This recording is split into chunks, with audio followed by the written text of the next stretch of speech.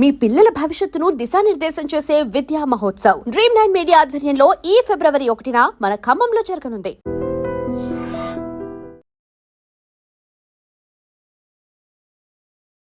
అందరికీ నమస్కారం. Welcome back to iDream media. నేను మీ ఝాన్సీ. మన ఆయుర్వేదం ప్రోగ్రామ్కి అందరికీ స్వాగతం. నరాల బలహీనత గురించి మనం ఎన్ని వీడియోస్ చేసినా ఇంకా తక్కువే అన్నట్టు ఉన్నాయి. ఎందుకంటే చాలామంది నరాల బలహీనత గురించి చేసిన దాంట్లోనే మాకు ఇలా ఉందని కామెంట్స్ చేస్తున్నారు.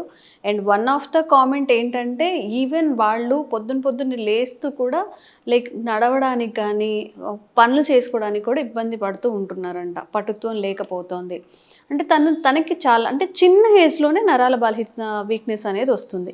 ఇప్పుడు జస్ట్ ఇలా ఫోల్డ్ చేయలేకపోవడం, తినేటప్పుడు తినలేకపోవడం ఇలాంటివి కూడా ఫేస్ చేస్తున్నారట. మనకి చూస్తే ఏమనిపిస్తుంది, తినడానికి కూడా ఎంత రైస్ కలుపుకొని తినడానికి కూడా ఈ చేతులన్నీ తిమ్మెర్లు వస్తున్నాయి, ఇవి సహకరించట్లేదంటే సిచ్యువేషన్ ఎంత వరస్ట్గా ఉందో అర్థం చేసుకోవచ్చు. సో ఇలాంటి చాలా చిట్కాలు మీకు అందించే ప్రయత్నం మేము చేస్తాం. మీకు ఎలాంటి ఆరోగ్య సమస్యలు ఉన్నా కానీ కామెంట్స్ రూపంలో తెలియజేస్తే తప్పకుండా మీ సమస్యకి పరిష్కారం చెప్పే ప్రయత్నం చేస్తాం. అయితే ఈరోజు మనతో ఉన్నారు 35 ఏళ్లుగా ఆయుర్వేద వైద్యంలో తనకంటూ ఒక గుర్తింపు తెచ్చుకున్న, తనదైన మార్క్ సృష్టించిన చిట్టుపట్ల మధుసూదన్ శర్మ గారు. నమస్తే సార్. నమస్తే సార్. చిన్న పెద్ద అన్ని తేడా లేకుండా నర్వ్స్ వీక్నెస్ అనేది వస్తుంది. కొంతమంది కాళ్ళు వీక్గా అనిపిస్తున్నాయి అంటున్నారు, కొంతమంది చేతులు వీక్గా అనిపిస్తున్నాయి అన్నారు. పట్టుత్వం ఉండట్లేదు, పని లేకపోతున్నాము, ఈ వీక్నెస్ వల్ల చాలా డిఫికల్ట్ అవుతుంది మా లైఫ్ అనేది చాలామంది చెప్తున్న విషయం. సో అసలు ఈ నరాల వీక్నెస్ ఎందుకు వస్తుంది? వంశపారంపర్యంగా వస్తుందా, మనం డైలీలో మనం చేసుకునే పనుల వల్ల వస్తుందా, స్మోకింగ్ డ్రింకింగ్ ఇలాంటి వల్ల వస్తుందా? ఇవి స్టాప్ చేస్తే మీకు మంచిగా ఉంటుంది అని చేసేవి ఏవైనా ఉన్నాయా? ఈరోజు మాకు చెప్పండి. ఓకేమా. ఈ నరాల బలహీనతమా పోషకాహార లోపం వల్ల కొంతమందికి వస్తుంటుంది, కొంతమందికి వ్యాధుల వల్లమ్మా. ఉదాహరణకి షుగర్ ఇలాంటి వ్యాధులు ఉన్నప్పుడు కూడా నరాల బలహీనత కలుగుతుంటుంది. హార్మోనల్ ఇంబ్యాలెన్సెస్ వల్ల నరాల బలహీనత కలుగుతుంటుంది. అదేవిధంగా ఈ కొన్ని రకాలు ఉంటాయి ఆధునిక కృత్రిమ రసాయన ఔషధాలు ఆయా వ్యాధులకు వాడేటప్పుడు అందులో సైడ్ ఎఫెక్ట్గా నరాల బలహీనత కలుగుతూ ఉంటుంది. అట్లే మానసిక ఒత్తిడి ఎక్కువగా ఉన్నటువంటి వాళ్ళలో కూడా నరాల బలహీనత కలుగుతుంటుంది. సో వీళ్ళందరికీ కూడా అంటేమా అంతుబట్టని అంతు చిక్కని నీరసము నిస్త్రణ చాలా ఇబ్బంది పడుతుంటారమ్మా. సో కొన్నిటి కారణం స్పష్టంగా చెప్పగలిగితే కొన్నిటికి అసలు కారణం కూడా చెప్పలేము. నేను చెప్పినట్టు కారణాలు ఏది ఉండకపోవచ్చు, కానీ నరాల బలహీనత చాలా వీక్గా ఫీల్ అయిపోతుంటారు. సిమ్టమ్స్ ఏముంటాయి సార్ అసలు వాళ్ళల్లో? ఎక్కువ సిమ్టమ్స్ ఏముంటాయి? కాళ్ళు చేతులు లాగుతుంటాయి, పిక్కలు లాగుతుంటాయి, ఎప్పుడు నిద్రపోవాలని అనిపిస్తుంటుంది, ఎవరితో అనిపించదు. అదేవిధంగా కొంతమందిలో అయితే విసుగు, కోపము, చికాకు ఇలాంటివి కలుగుతుంటాయి. కొంతమందిలో తృప్తికరంగా ఆకలి కూడా ఉండదు, ఏ పని మీద ఆసక్తి ఉండదు. అట్లే రాత్రిపూట బాగా నిద్రపోయేవాళ్ళు ఉన్నట్టుండి మెలకు వచ్చేసి సడన్గా మళ్ళీ కొద్దిసేపు నిద్ర పట్టకపోవడం ఇలాంటి లక్షణాలు జరుగుతుంటాయి. తర్వాత కొంతమందికి ఈ నరాల బలహీనత వల్ల వాడంతా ఒళ్ళు నొప్పులమ్మా, ఫైబ్రోమయాలజీ అనేటువంటి పేరుతో కూడా చెప్పుకుంటారు అన్నమాట. ఇట్లా కొంతమందికి నొప్పులు వస్తుంటాయి. కాబట్టి అంతుబట్టని అంతు చిక్కని నీరసం అమ్మా. అది కొంతమందికి ఒక రకమైన లక్షణాలు వస్తుంటాయి అనమాట. అందరికి ఇవే లక్షణాలు రావాలని లేదు. ఇంకొంతమంది ఏంటంటే 4 అడుగులు వేసేసరికి చేత కదమ్మా. కొంతమందికి ఏదైనా చిన్న పట్టుకోవాలన్నా, ఏదైనా బరువు తీసుకోవాలన్నా చేత కాదు. అట్లే ఒక 10 నిమిషాలు ఏదైనా నడవాలన్నా చేత కాదు. సార్, షుగర్ పేషెంట్స్ లో నరాలకి మెయిన్ షుగర్ అటాక్ అనేది ఫస్ట్ చేస్తే నరాల మీద చేస్తుంది అని అంటూ ఉంటారు కదా సార్, అది కరెక్టే, నిజమేనా? కరెక్ట్ అమ్మా. వాళ్ళలో ఎలాంటి సిమ్టమ్స్ ఉంటాయి సార్? వాళ్ళకు ఏం జరుగుతుంటేమా, సర్వసాధారణంగా ఈ షుగర్ వ్యాధిగ్రస్తుల్లో సర్వసాధారణంగా 3-4 సంవత్సరాలు దాటినటువంటి వాళ్ళలో ఎక్కువ శాతం మందిలో ఈ యొక్క నరాల బలహీనత వీక్నెస్ అనేటువంటి పరిస్థితి ఏర్పడుతుందమ్మా. వీళ్ళకి ఏం జరుగుతుంటేమా, ఈ నర్వస్ అంటుకొని ఒక షీత్ ఉంటుందమ్మా, దాన్ని మైలిన్ షీత్ అంటారు అనమాట. సో ఆ మైలిన్ షీత్ బాగా డ్యామేజ్ అయిపోతుంది షుగర్ వల్ల, ఓవర్ షుగర్ వల్ల. సో ఎప్పుడైతే ఆ మైలిన్ షీత్ బాగా డ్యామేజ్ అయిపోతుందో ఆ యొక్క ప్రభావం చేతనే షుగర్ వ్యాధిగ్రస్తులకి ఈ కాళ్ళు చేతులు తిమ్మిర్లు ఉండడము, మంటలు ఉండడము, మొద్దుబారిపోయినట్టు ఉండడము, ఆహారం ఏమో బాగా తీసుకుంటుంటారు, విపరీతమైన నీరసం ఉంటుందమ్మా. వీళ్ళల్లో కూడా ఇంకోటి ఏం జరుగుతుందంటే, ఈ ఆసక్తితో భాగంగా వాళ్ళ యొక్క దైనందిన దేహ ధర్మాల్లో భాగంగా ఈ కణాలు కూడా యాక్టివేట్గా చైతన్యవంతంగా పనిచేయవమ్మా షుగర్ వాళ్ళలో. ముఖ్యంగా ఈ కణాల్లో మైటోకాండ్రియా అనేటువంటి శక్తినిచ్చేటువంటి ఒక పదార్థం ఉంటుందమ్మా. ఓకే. సో ఆ మైటోకాండ్రియా ఇన్యాక్టివేట్ అంటే డల్గా అయిపోతుంది అనమాట. సో మైటోకాండ్రియా ఎప్పుడైతే డల్గా అయిపోతుందో, అదేవిధంగా మైటోకాండ్రియా ప్రొడక్షన్ ఆ కణాల్లో సరిగ్గా జరగదు. ఆ సందర్భాల్లో కూడా ఎక్కువ శాతం మంది షుగర్ వ్యాధి గ్రస్తుల్లో ఇవి జరుగుతుంటాయమ్మా. వాళ్ళకు కూడా ఈ నరాల బలహీనతకు సంబంధించినటువంటి వివిధ రకాల లక్షణాలు వస్తుంటాయమ్మా. సార్ ఒక డౌట్ ఏంటంటే, వన్ ఆఫ్ ద కామెంట్ నేను చూశాను, షుగర్ వాళ్ళకి పిల్లలు పుట్టే అవకాశం తక్కువగా ఉంటుందా, వాళ్ళల్లో సెక్షువల్గా కలవాలి అన్న ఇది అనేది తగ్గిపోతూ ఉంటుందా క్రమేపీ అని చెప్పి ఒక కామెంట్ పెట్టారు.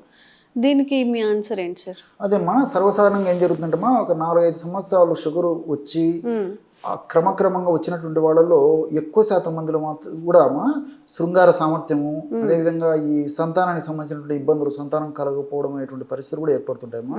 ఎందుకంటే ఈ షుగర్ వ్యాధిగ్రస్తుల్లో ఏం జరుగుతుంటమ్మా, ఈ షుగర్ వల్ల రక్తంలో షుగర్ ఎక్కువగా ఉండడం వల్ల రక్తం చిక్కబడుతుందమ్మా. రక్తం చిక్కబడేసరికి రక్త ప్రవాహంలో అవరోధాలు ఏర్పడతాయి. రక్త ప్రవాహం సరిగ్గా జరగకపోయేసరికి జననేంద్రియాలు కూడా రక్త ప్రవాహం సరిగ్గా జరగకపోవడం చేత మరి ఈ యొక్క శృంగారానికి సంబంధించినటువంటి అనేక రకాల సమస్యలు వస్తాయి. రెండోది ఏంటంటే, ఈ షుగర్ వ్యాధి మరి కంట్రోల్లో సరిగ్గా లేకపోయినప్పటికీ, చాలా రోజుల నుంచి షుగర్ వ్యాధి ఉన్నప్పటికీ మెదడులో శృంగార సామర్థ్యానికి సంబంధించినటువంటి కొన్ని కెమికల్స్, హార్మోన్స్ ఉత్పత్తి తగ్గిపోతుందమ్మా. సో ఈ అస్టైల్ కొలిన్ ఇలాంటి పదార్థాలు మెదడులో బాగా ఉత్పత్తి అయినప్పుడే, సెరటోనిన్ ఇలాంటి పదార్థాలు బాగా ఉత్పత్తి అయినప్పుడే ఈ శృంగార సామర్థ్యం కానీ, శృంగారం మీద ఆసక్తి కానీ ఇలాంటివన్నీ కలుగుతుంటాయమ్మా. సో షుగర్ వ్యాధిగ్రస్తుల్లో వాటి యొక్క ఉత్పత్తి తగ్గిపోయేసరికి ఆ శృంగార సామర్థ్యము తగ్గిపోతుంది, అదేవిధంగా శృంగారం మీద ఆసక్తి తగ్గిపోతుంది. దీని యొక్క ప్రభావం చేత మరి ఈ సంతాన రాహిత్యం కూడా కలిగేటువంటి అవకాశం ఉంటుందమ్మా. కాబట్టి ఈ షుగర్ వ్యాధి వచ్చిందంటే అనేక రకాల వ్యవస్థలను, అంటే దేహంలో ఉన్నటువంటి అనేక రకాల సిస్టమ్స్ అన్న డ్యామేజ్ చేస్తుంది. అందులో భాగంగా ఈ రీప్రొడక్టివ్కి సంబంధించినటువంటి ఈ నర్వస్ సిస్టమ్ మీద కూడా చాలా డ్యామేజ్ చేసేస్తుందమ్మా. సో కొంతమంది ఏమంటే ఆల్మోస్ట్ కొన్ని సంవత్సరాల నుంచి కూడా షుగర్ వ్యాధి బాగా ముదిరిపోయి కనీసము దేహధర్మాలైనటువంటి ఆ యొక్క ఇవి కూడా ఉండదమ్మా, కోరిక కానీ, తర్వాత వాళ్ళకి శృంగారం మీద ఆసక్తి కానీ ఇలాంటివి కూడా ఉండకపోయేటువంటి పరిస్థితి కూడా ఏర్పడుతుంటుంది. ఓకే, మేబీ సబ్జెక్ట్ డీవియేట్ అయ్యాము, బట్ ఇది కూడా ఇంపార్టెంటే. కాబట్టి ఇప్పుడు భార్యాభర్తలు అన్న తర్వాత పిల్లలు కలగడం అనేది ఒక సామాజిక బాధ్యత. అలా కాకపోయినా సోషల్ ప్రెజర్స్ వస్తుంది కాబట్టి వీళ్ళకి ఏదైనా మెడిసిన్ కానీ లేకపోతే ఏదైనా వ్యాయామాలు అలాంటివి సజెస్ట్ చేస్తారు? ఉన్నాయమ్మా, చెప్తే కదమ్మా. వీళ్ళు ఏంటంటే ఫస్ట్ షుగర్ను కంట్రోల్ చేసుకోవాలమ్మా, ఫస్ట్ అండ్ ఫార్మోస్ట్. రెండవది మంచి పోషకభరితమైనటువంటి ఆహారం తీసుకోవాలి. జంక్ ఫుడ్, ఫాస్ట్ ఫుడ్స్ ఇట్లా లేకుండా టయానికి ఫుడ్ తీసుకుంటున్నాలి.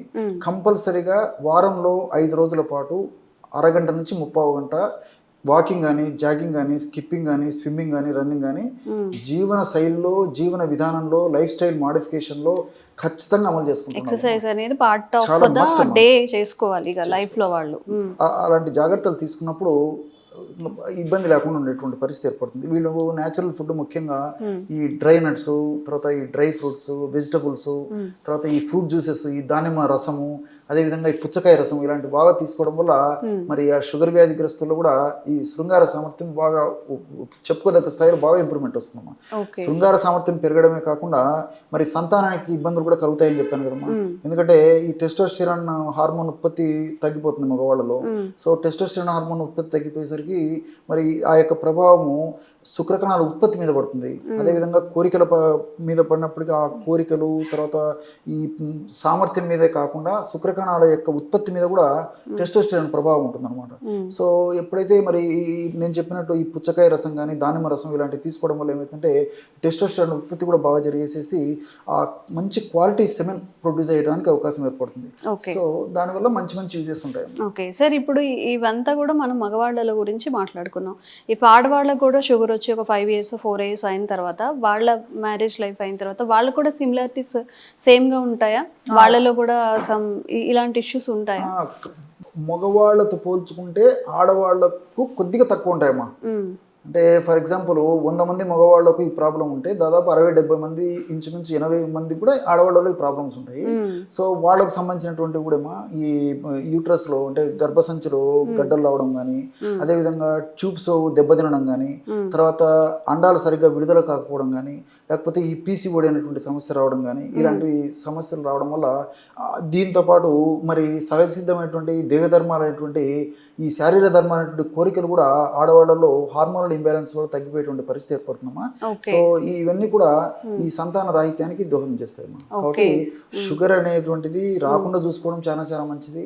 ఒకవేళ అనివార్య కారణాల వల్ల మన ఒక బ్యాడ్ దురదృష్టం వల్ల షుగర్ వచ్చినప్పటికీ ఎటువంటి పరిస్థితుల్లో ఆ షుగర్ ను పెంచుకోకుండా ఖచ్చితంగా నియంత్రణ ఉంచుకోవడం చాలా కంట్రోల్లో చాలా అవసరం. ఉంచుకోవాలి. Okay, okay sir. షుగర్ గురించి ఎందుకు అడిగానంటే ఏది చేసినా మనకి షుగర్ అనేది రిలేట్ అయ్యే ఉంటుంది. మా షుగర్ చుట్టూ కొన్ని వ్యాధులు ఉంటాయి. ఏది చెప్పినా కానీ షుగర్ వాళ్ళని ప్రత్యేకంగా ట్రీట్ చేయాల్సి వస్తుంది. ఎందుకంటే వాళ్ళకి ఏం తినాలన్నా అవ్వదు, లేకపోతే ఏమైనా అందరికీ ఏవైతే పడతాయో వాళ్ళకి అవి పడవు, అసలు వాళ్ళు అవి తీసుకోకూడదు. సో అందుకని చేసే ప్రయత్నం ఇది. తప్పుగా తీసుకోకండి, పిచ్చి కామెంట్స్ అయితే పెట్టకండి. ఒక హెల్త్ రిలేటెడ్ ఇష్యూని అలాగే చూడండి, తప్పుగా ఆలోచించకండి. సార్ ఇప్పుడు ఓకే, షుగర్ వాళ్ళని పక్కన పెట్టేస్తే మన నరాల వీక్నెస్ గురించి మాట్లాడుకుంటున్నాం కాబట్టి ఈ నరాల వీక్నెస్ పోవడానికి ఆహారంలో మనం ఫుడ్ అనేది ఎలాంటి ఆహార పదార్థాలు చేస్తే మంచిది అంటారు? బాగా రోజు మనం తీసుకునే ఆహారంలో అట్లీస్ట్ 50% న్యాచురల్ ఫుడ్ తీసుకోవాలమ్మా. ఈ కుక్కుడు ఫుడ్ 50% వరకు పరిమితం చేసుకోవాలి. అది తప్పదు కాబట్టి, ఎందుకంటే మన జీవన విధానాలు అలా ఉన్నాయి కాబట్టి అట్లీస్ట్ 50% కుక్కుడు ఫుడ్, సో మిగతా 50% న్యాచురల్ ఫుడ్ తీసుకోవడం చాలా చాలా మంచిదమ్మా నరాల బలహీనత తగ్గడానికి. సో పళ్ళ రూపంలో తీసుకోవచ్చు, డ్రై నట్స్ రూపంలో తీసుకోవచ్చు, డ్రై ఫ్రూట్స్ రూపంలో తీసుకోవచ్చు, సలాడ్స్ రూపంలో తీసుకోవచ్చు, స్ప్రౌట్స్ రూపంలో తీసుకోవచ్చు. మనసుంటే మార్గం ఉందమ్మా. సో ఏ పద్ధతిరైనా డైలీ మనం తీసుకునే ఆహారంలో 50% ఇలాంటి ఆహారం తీసుకుంటే చాలా చక్కగా ఉపయోగపడుతుంది. అదేవిధంగా నో ఆయిల్ నో బాయిల్ అనే కాన్సెప్ట్ కూడా ఈ మధ్య కాలంలో వస్తుందమ్మా. అంటే ఆయిల్ అంటే మనం కృత్రిమంగా తయారు చేస్తున్నటువంటి ఆయిల్ ని ఎంత కంట్రోల్ చేసుకోగలిగితే ఎంత మంచిదమ్మా.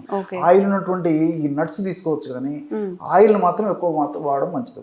నో ఆయిల్ నో బాయిల్, వాటికి ఎంత దూరంగా ఉంటే అంత మంచిదమ్మా. ఓకే. ఏమైనా చిట్కాలు ఉన్నాయి సార్ ఇంట్లో కొంచెం మన వీక్నెస్, నరాల వీక్నెస్ ఉన్నప్పుడు ఇంట్లో తయారు చేసుకునే ఏమైనా రెసిపీస్ ఉన్నాయా? ఉన్నాయమ్మా.